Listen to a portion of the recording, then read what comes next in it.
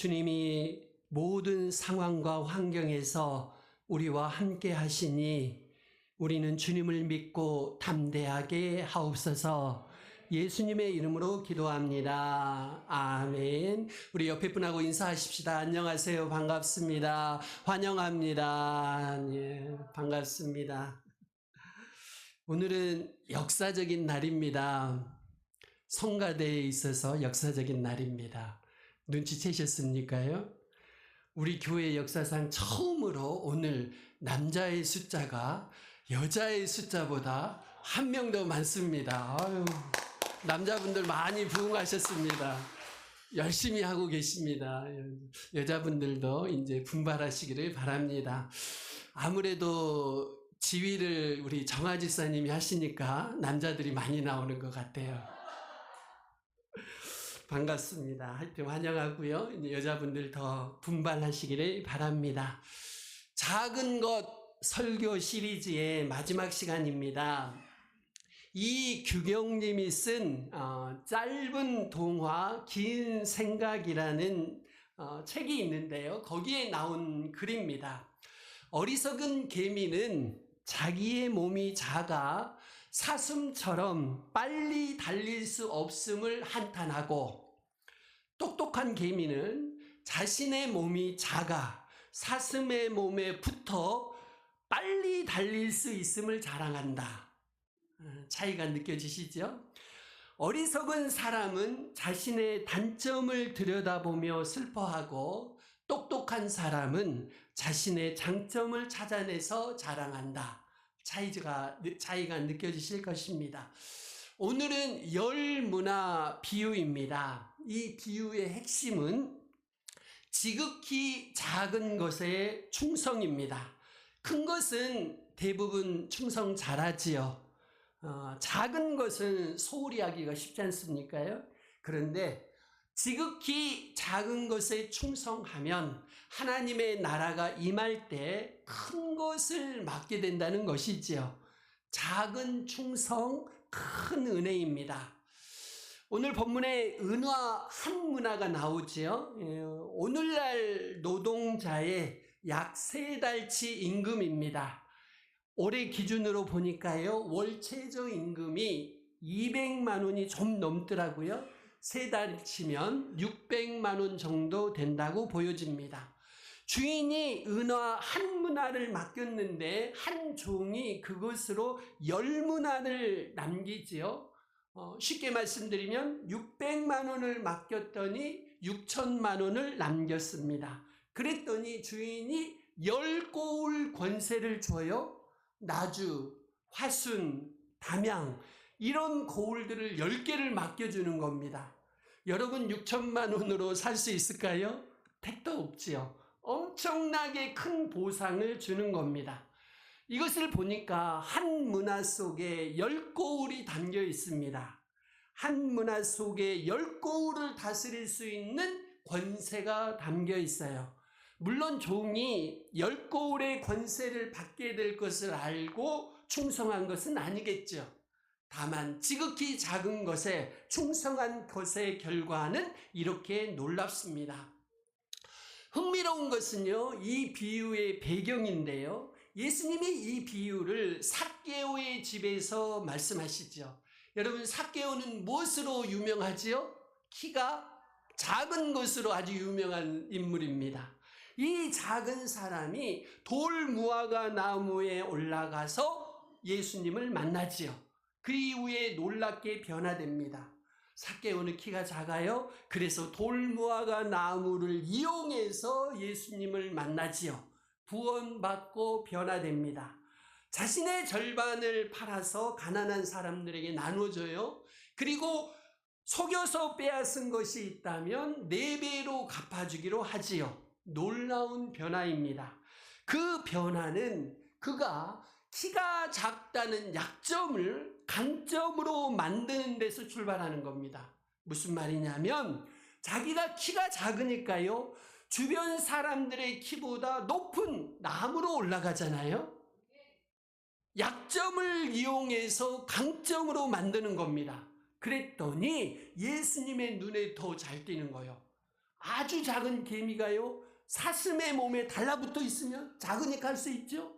그리고 빨리 달릴 수 있는 것처럼 이 삭개오는 자기의 몸이 작으니까요, 나무를 이용하는 겁니다. 나무에 올라가서 예수님의 눈에 더 잘 띄는 거죠. 그는 키가 작은 삭개오입니다. 그리고 오늘 본문의 비유가 이어집니다. 여기서는 작은 충성, 큰 은혜를 생각해 볼 수 있습니다. 첫 번째입니다. 하나님이 우리에게 잠재력을 주셨습니다. 한 귀인이 왕위를 받아가지고 오려고 먼 나라로 가지요. 이때 10명의 종들을 불러가지고 각각 한 문화씩을 맡깁니다. 지금 귀인은요, 10명의 종들에게 똑같이 한 문화씩을 맡기는 거예요. 이것은요, 그들 모두 안에 이 한 문화를 키울 능력이 있다는 것을 보여주고 있습니다. 하나님은 우리에게 잠재력을 주셨습니다. 하나님은 그 잠재력을 믿고 오늘 우리에게 한 문화씩을 맡기신 거예요.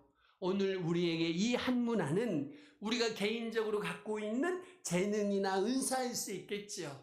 또 교회에서 맡은 직분이나 사역이나 봉사일 수 있겠고요. 사회에서는 이제 직장이나 사업일 수도 있겠습니다. 가정에서는 자녀들일 수도 있겠지요. 한 문화를 받지 않은 사람은 없습니다. 우리 모두가 한 문화를 받았습니다. 10명의 종들처럼 모두 한 문화씩을 받았어요. 우리는 이 점에서 모두 다 겸손해야 되고요. 다른 사람보다 많이 받지 않았으니까 겸손해야 되고, 또한 이 점에 있어서 확신을 가지셔야 됩니다. 나도 한 문화를 받았구나. 우리 모두는 한결같이 하나님이 주신 잠재력이 있습니다. 중요한 것은 그 잠재력을 어떻게 활용하느냐 하는 거죠. 우리가 이 땅에 태어날 때 하나님께서는 우리 모두에게 한 문화씩을 맡기셨어요. 그래서 이제 우리가 할 일은 하나님이 우리에게 맡겨주신 것을 잘 활용하는 것이지요. 그래서 하나님을 기쁘시게 해드리는 것이고요. 더 큰 축복을 받는 겁니다. 이 작은 것, 한 문화를 통해서 칭찬받고 인정받고 상급받고 더 많은 책임을 감당하는 것입니다. 두 번째입니다. 하나님은 작은 것에 충성하기를 원하십니다. 귀인이 종들에게 명령한 것은 무엇일까요? 이 한 문화를 가지고 장사해서 이윤을 남겨라, 이것이지요. 그런데 여러분, 귀인의 관심은 이윤에 있지 않고요. 무엇에 있냐면 그들의 충성에 있습니다. 그들의 충성을 시험해서 그들이 다스릴 고을을 맡길 생각이니까요. 이것이 귀인의 의도, 주인의 의도지요. 사실 이 종들이 지혜로웠다면 그들의 주인이 장차 어떤 인물이 될 것인가를 알았겠죠. 지금 뭐를 받으러 가요? 왕위를 받으러 가잖아요. 올 때는 왕으로 오는 겁니다. 이것을 알았다면 맡긴 것에 최선을 다했을 것입니다. 이 비유는 지금 예수님의 지금 모습과 나중에 장차 오실 모습의 차이를 보여주고 있습니다. 지금 예수님은 귀인으로 등장하고 있습니다. 누가복음에서. 하지만 다시 오실 때는요, 재림하실 때는 왕으로 오실 것입니다. 이 기간 동안에, 이 중간 기간에 제자들이 어떻게 살아야 하는가, 이것이 이 비유가 말하는 핵심입니다. 오늘 본문을 보시면 당시 사람들 중에는요, 어떤 사람들이 하나님 나라가 당장 나타날 줄로 생각하고 있었습니다. 우리 생각해 보십시다. 내일 세상에 종말이 오고 예수님이 오시고 하나님의 나라가 임하면 어떨까요? 곧 종말이 올 텐데 현실 생활에서 방심할 수 있겠지요. 현실에 충실하지 않을 것입니다. 오늘 다 집 팔고 논 팔고 사표 쓰고 마음껏 하루 즐기시든지 아니면 기도하면서 준비하시겠지요. 작은 것들을 소홀히 할 수 있을 것입니다. 그래서 예수님이 이 비유를 말씀하시는 거예요. 천국의 도래, 예수님의 재림이 생각보다 늦을 수 있어요. 그러면 그 기간 동안 어떻게 살아야 하는가, 이것을 말씀하고 계시는 거죠. 장차 천국이 임할 때 오늘 현실에 충실한 것이 그때는 강력한 힘을 발휘합니다. 이 열문화가 비유가 강조하는 것은요, 오늘입니다. 오늘의 작은 충성입니다. 이것이 장차 천국에서는 엄청난 위력을 발휘하는 거지요. 그렇다면 우리가 어떻게 충성해야 될까요? 첫 번째, 맡겨진 작은 것에 충성하십시오. 맡겨지지 않은 것 책임 묻지 않으십니다. 맡겨진 것에 충성하십시오. 귀인이 종들에게 한 문화씩을 맡기지요? 맡겨졌어요? 자기 것이 아니고 누구 거예요? 주인 것입니다. 자기 것이 아니면요, 여러분 소홀해지기 쉽지요. 종업원의 마인드하고 주인의 마인드가 같을 수 있을까요? 절대로 같아지지 않습니다. 손님이 많으면 주인은 기쁩니다. 손님이 많으면 종업원은요, 짜증나요. 일이 많아지니까. 이렇게 주인의 마인드와 종업원의 마인드는 다르거든요. 이것이 내 것이냐 아니면 다른 사람의 것이냐에 따라서 우리의 마음가짐이 많이 달라집니다. 그런데 여러분, 우리는 내 것보다 남의 것, 맡겨진 것에 충성할 줄 알아야 합니다. 그것도요, 지극히 작은 것에 충성할 줄 아셔야 해요. 요셉, 모세, 다윗을 보면 다 양을 치는 사람들이었어요. 하나님이 양치는 것을 통해서 그들의 충성을 시험하신 겁니다. 요셉은 아버지의 양을 쳤고요. 모세는 장인 이드로의 양을 쳤고요. 다윗도 아버지의 양을 쳤지요. 다 자기 것 아닙니다. 그저 맡겨진 것에 충성했습니다. 다윗은 어린 양 새끼 한 마리를 위해 목숨을 내걸기도 했고요. 다들 맡겨진 것에 충성했습니다. 우리도 그렇습니다. 맡겨지지 않은 것은 우리 책임 아닙니다. 맡겨진 것만 충성하시면 됩니다. 예수님이 열문화 비유에서 강조하시는 것은 맡겨진 작은 것에 대한 충성입니다. 저와 여러분이 맡겨진 작은 것에 충성하시기를 바랍니다. 귀인이 왕위를 받아가지고 돌아와서 이 종들이 각각 어떻게 장사했는지 알려고 부르지요. 충성을 확인하는 겁니다. 첫째가 나와서 한 문화로 10문화를 남겼다고 보고하지요. 이때 주인이 칭찬합니다. 잘하였다 착한 종이여, 네가 지극히 작은 것에 충성하였으니 10고을 권세를 차지하라. 착하다 칭찬하지요. 착함은 성품입니다. 성품. 착한 성품은 어디에 나타나느냐? 지극히 작은 것에 충성된 것으로 나타나요.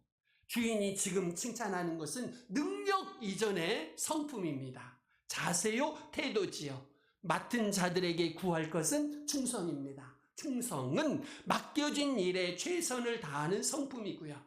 두 번째입니다. 인내를 가지고 작은 것에 충성하십시오.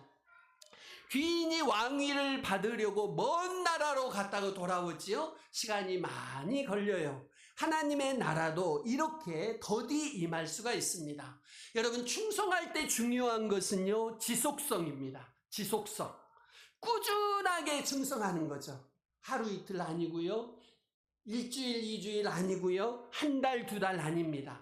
꾸준하게 계속해서 하는 것입니다. 주인이 보지 않잖아요. 떠나 있으니까. 그럴지라도 충성하는 겁니다. 주인이 지금 먼 나라에 가 있습니다. 사실 언제 돌아올지 기약도 없습니다. 그때 필요한 것이 인내입니다. 분명한 것은 주인이 언젠가는 반드시 돌아온다는 것이지요. 그래서 그때까지 종들은 인내를 가지고 충성해야 합니다. 동시에 기억하셔야 될 것은요, 주인이 맡긴 것을 남길 수 있도록 충분한 시간을 주신다는 거예요.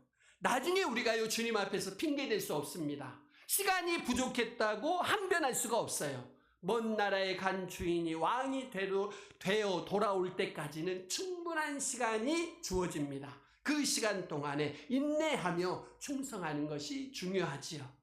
세 번째입니다. 사랑하는 마음으로 작은 것에 충성하십시오. 여러분, 충성할 때 중요한 것은요, 맡겨주신 분을 사랑하는 것입니다. 충성은 어디서 나올까요? 사랑에서 나옵니다. 충성은 사랑에서 나옵니다. 사랑하시는 분을 기쁘시게 하기 위해서 마음에서부터 충성이 나오는 거지요. 오늘 본문에 보니까요, 귀인을 미워하는 사람들이 있었지요. 그래서 이 사람들이 사자를 뒤로 살짝 보내가지고 이 귀인이 왕이 되는 것을 방해합니다. 이런 사람들은 귀인이 왕이 되는 것을 싫어해요. 귀인을 사랑하지 않으니까요. 그러면 귀인이 한 문화를 맡겨도 이런 사람들은 제대로 관리하지 않아요. 사랑하지 않으니까. 마치 남기지 못한 종처럼 한 문화를 방치하겠지요. 그러면 주어진 한 문화마저 나중에는 빼앗길 것이고 결국 귀인 앞에서 죽임을 당하게 됩니다. 주인이 돌아와서 점검하는 것은 무엇일까요? 충성이요 사랑입니다. 10문화를 남긴 종, 5문화를 남긴 종은 주인을 위해서, 주인의 것을 키우기 위해서 최선을 다하지요. 왜요? 사랑 때문입니다. 여러분, 자녀들 키울 때 생각해 보면 느낌이 오실 것입니다. 사랑하면 아껴요. 키우지요. 사랑하면 남깁니다. 사랑하면 칭찬을 받습니다. 여러 고우를 다스리는 상급도 받습니다. 네 번째입니다. 남겨진 것보다 더 많이 남길 수 있도록 지혜롭게 충성하십시오. 칭찬받는 종들은요, 남겨진 것보다, 맡겨진 것보다 더 많은 것을 남기지요. 한 종은 한 문화를 받아서 10문화를 남겨요. 10고울 권세를 받습니다. 다른 종은 한 문화를 받아서 5문화를 남겨요. 5고울 권세를 받습니다. 이 비유는 구원에 관한 비유는 아닙니다. 구원은요, 예수님을 믿으면 누구나 받으니까요. 같은 구원을 받습니다. 이 비유는 구원에 관한 비유가 아니고 상급과 칭찬에 관한 비유입니다. 구원은 예수님을 믿으면 다 똑같이 누구나 받지만 칭찬과 상급은 그렇지 않아요. 충성과 성과와 관련이 있습니다. 충성과 성과를 보시고 그에 맞게 다르게 칭찬과 상급을 주시는 거죠. 맡겨진 작은 것에 인내하며 사랑하는 마음으로 충성하면 하나님께서 성과를 낼 수 있도록 지혜를 주십니다. 그런 사례를 제가 한 가지만 소개해 드릴까 합니다. 왕중추는요, 디테일의 힘에서 대만 제1의 갑부 왕융칭 포모사 회장 이야기를 하고 있는데요. 이런 이야기가 있습니다. 왕융칭은 어려서부터 집안이 너무 가난해서 학교도 제대로 다니지 못했어요.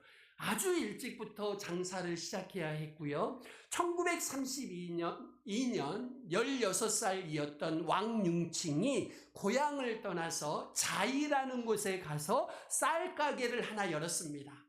자이는 작은 도시였고요. 거기에는 이미 30여 개의 쌀 가게가 있어서 경쟁이 아주 치열했습니다. 그리고 사실 미천도 별로 없었고요. 외진 골목 한 귀퉁이에서 이제 작은 점포를 세내서 쌀 가게를 시작하는 겁니다. 그의 쌀 가게는요, 규모가 제일 작고 어딘지도 모를 곳에 처박혀져 있는 겁니다. 단골도 물론 없지요.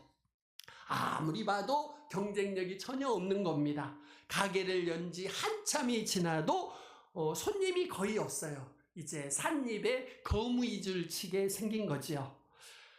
도저히 안 되겠습니다. 며칠을 곰곰이 생각했습니다. 그랬더니요, 지혜가 생겼습니다. 품질과 서비스를 높여야겠다라고 생각을 했습니다. 먼저 품질입니다. 그때만 해도요, 도정 기술이 떨어져서 쌀을 사면 쌀 속에 모래, 자갈, 잔돌들이 다 섞여 있었다고 해요. 그래서 사람들이 밥을 짓기 전에 먼저 쌀을 잃어서 돌을 골라내야 했다고 하죠. 그때는 다 그랬다고 합니다.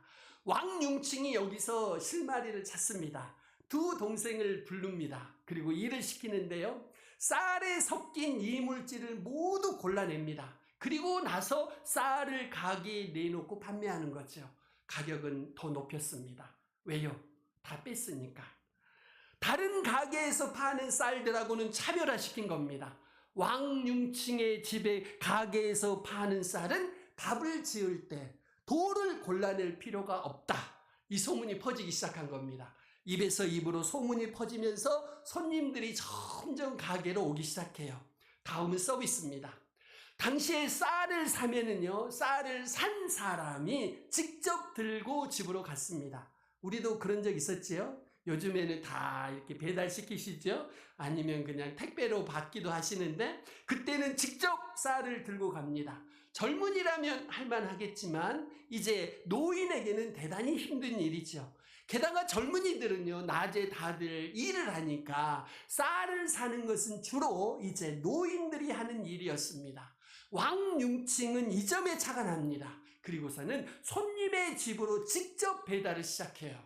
직접 배달을. 오늘날 배달을요, 1930년대에 이미 시작했던 것이지요. 좋은 쌀을 편하게 살 수 있잖아요. 그러니까 손님들로서는 일석이조입니다. 그의 가게는 손님들로 북적거리게 되었습니다. 그의 서비스는 여기서 그치지 않습니다. 한 가지만 더 말씀드리면, 손님이 쌀독에 쌀을 부어달라고 이제 부탁하는 때가 있습니다. 이때에 쌀을 부으려고 보면 쌀독 안에 쌀이 남아있는 경우가 많지요. 그때에 왕융칭이 어떻게 하느냐, 그 쌀독 안에 남아있는 쌀을 모두 덜어냅니다. 그리고는 그 쌀독을 깨끗하게 닦아줍니다. 그리고 새 쌀을 먼저 붓습니다. 그리고 나중에 남아있는 쌀을 위에 부어요. 그러면 어떻게 될까요? 남아있던 쌀을 먼저 먹을 수 있겠죠. 그리고 혹시 좀 늦게 먹더라도 변질되는 것을 막을 수가 있었던 거죠. 왕융칭이 아주 세심하게 배려했던 거죠. 이것에 감동하고서 더 많은 손님들을 데리고 왔다고 해요. 결국 이 사람이 대만 제1의 갑부가 나중에 되었다고 하지요. 여러분, 맡겨진 작은 것에 여러분이 인내하시며 사랑하는 마음으로 충성하시면요, 하나님께서 지혜를 주십니다. 지혜를 주셔요. 성과를 낼 수 있도록 지혜를 주십니다. 본문에서 주인이 종들을 칭찬할 때 세 가지를 언급하지요. 첫 번째는 성품이고, 다음은 성과고, 마지막은 열심입니다. 제가 앞에서 성품과 성과는 말씀드렸으니까 열심에 대해서 조금 더 말씀을 드릴까 합니다. 주인이 맡긴 한 문화를 가지고 장사해서 남긴 사람들은 한결같이 부지런했습니다. 열심히 있었어요. 마태복음 25장에 가서 보시면 달란트 비유가 나오는데요. 거기서 한 달란트를 땅에 묻어둔 사람이 있었습니다. 그 종에게 주인이 뭐라고 하느냐, 악하고 게으른 종이라고 말해요. 여러분, 아무것도 하지 않은 것은요, 죄입니다. 악한 것이에요. 아무것도 하지 않는 것은요, 게으른 것입니다. 오늘 본문에서도요, 한 문화를 그냥 수건에 쌓아둔 종이 있죠. 그에게 뭐라고 말씀하셔요? 최소한 은행에 맡겨서 이자라도 남겼어야 한다. 책망하시죠? 최소한의 이윤을 남겨야 한다. 책망해요. 주인이 맡긴 것을 불려서 남긴 사람들은 한결같이 열심히 있습니다. 부지런해요. 그 부지런함이 주인이 맡길 때부터 나타납니다. 마태복음 달란트 비유에 가서 보시면 5달란트 남긴 종이 있고 2달란트 남긴 종들이 있는데 그들은 즉각적으로 행동으로 옮깁니다.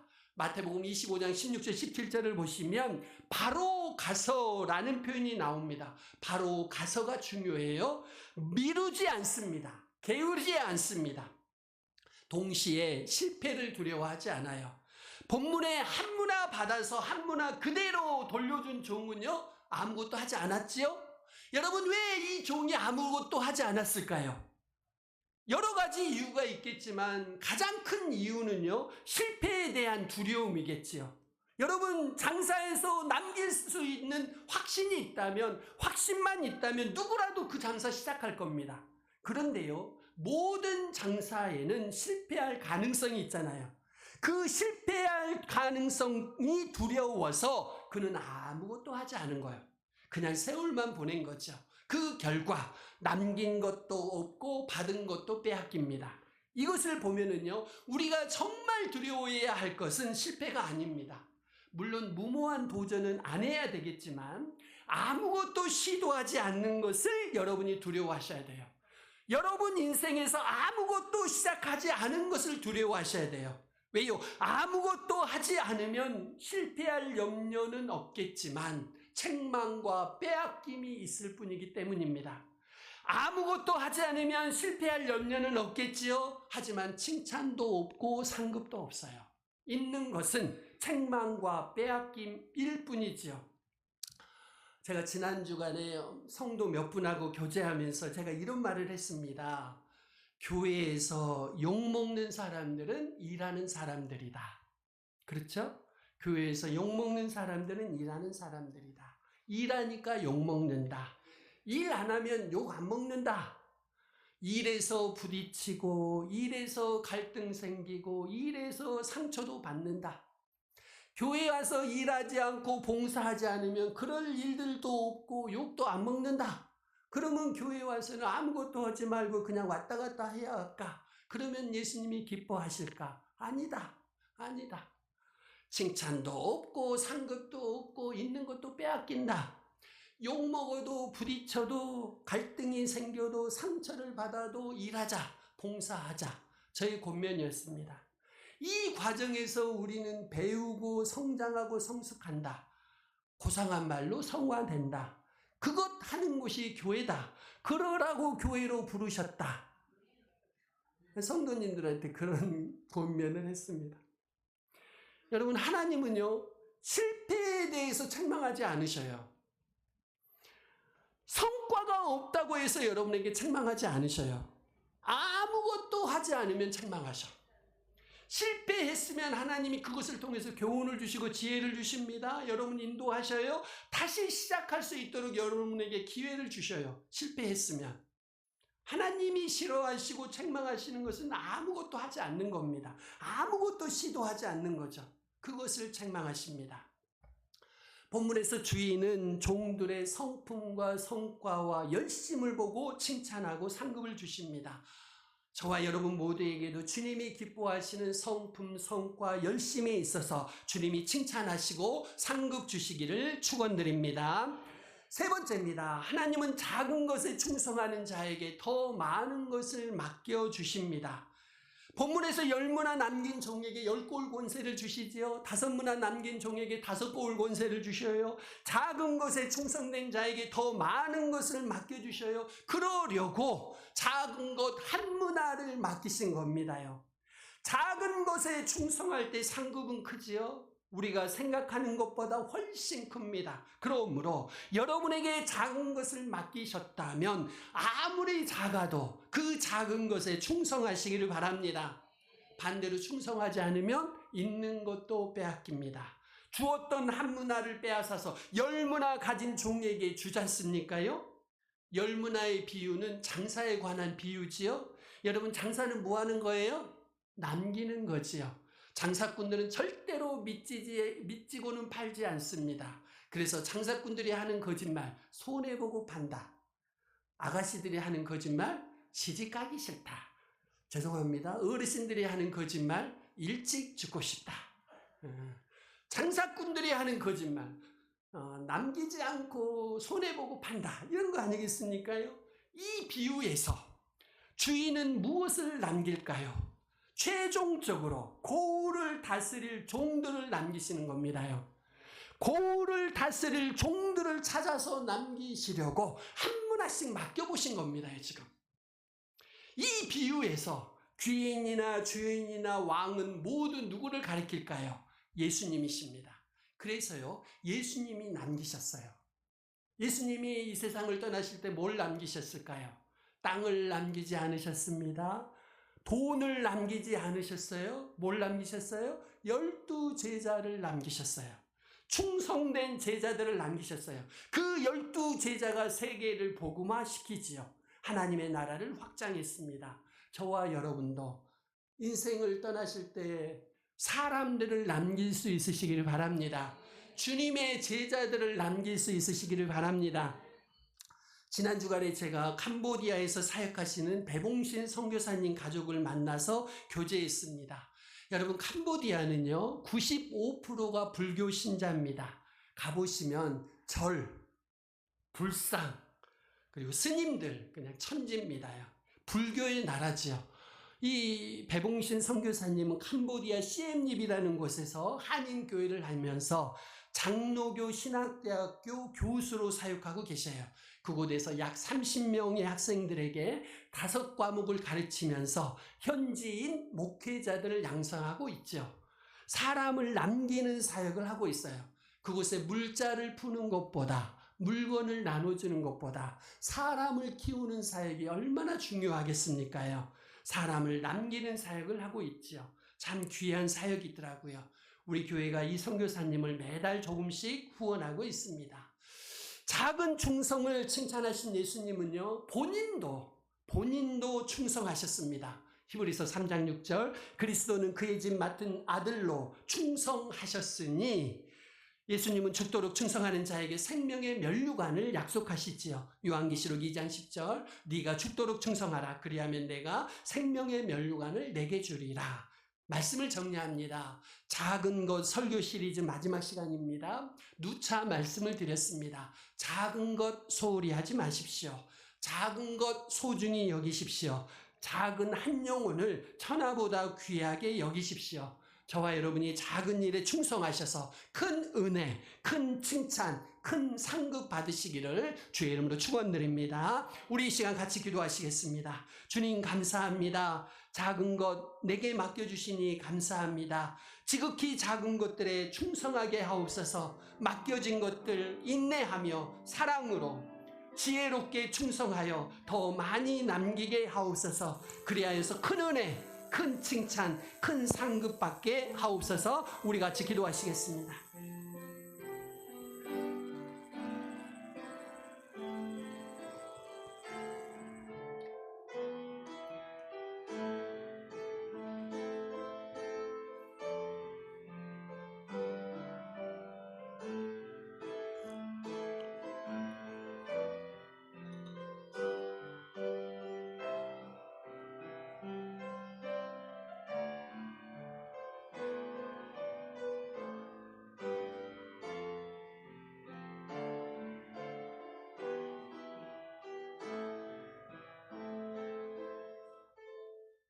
하나님 아버지 감사합니다.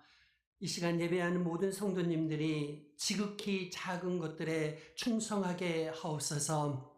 맡겨진 것들 인내하며 사랑하며 지혜롭게 더 많이 남기며 충성하게 하옵소서.